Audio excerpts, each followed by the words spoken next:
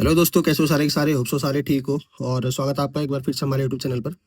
तो भाई आज हमारा डे 29, जिसमें कि हमारा जो मेन टारगेट रहने वाला ministry of external affairs 4600 grade pay, जो कि हमने 2026 में लेना ही लेना है। चाहे कोई सी भी जॉब मिले भाई, हमें 2026 में जॉब लेनी है, ठीक है। ये हमारा माइंडसेट होना चाहिए। तो भाई आज है 29 डे। तो आज बात करते हैं हमारा जो टारगेट रहने वाला है। सबसे पहले इंग्लिश की बात करूंगा। इंग्लिश में आज आपको करनी है वोकैब, रिवाइज करनी है डे 1 से लेकर डे 28 तक, जितनी भी हमने वोकैब पढ़ी है, चाहे वो सिनोनिम एंटोनिम हो या फिर हमारे इडियम फ्रेसिस हो, ठीक है। ये आपने पूरी वोकैब याद करनी है आज, ठीक।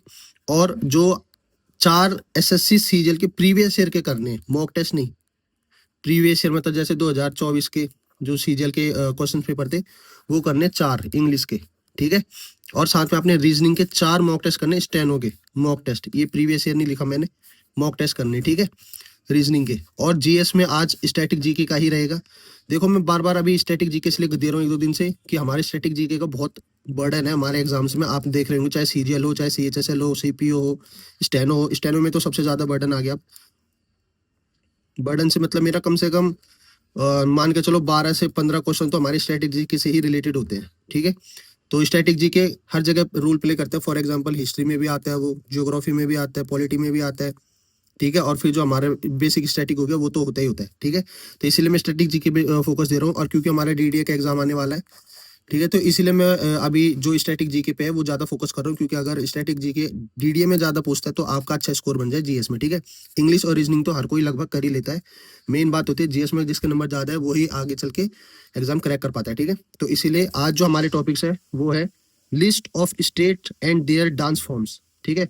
कथकली कहाँ से है, ठीक। ये चीजें जो हमारे डांस फॉर्म्स होते हैं वो चीजें पढ़नी है आज अपने।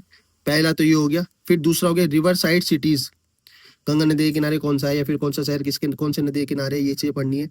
और तीसरा जो होगा हमारा वो highest mount peak state wise, ठीक है।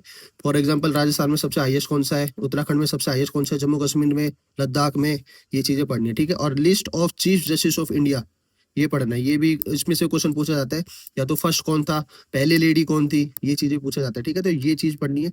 और एक और list of first in India, आज ये भी पढ़ना है। ये भी इंपॉर्टेंट टॉपिक्स होते हैं कि फर्स्ट टाइम इन इंडिया में कौन कौन सा क्या था, ठीक है। तो ये आज का टारगेट रहने वाला है।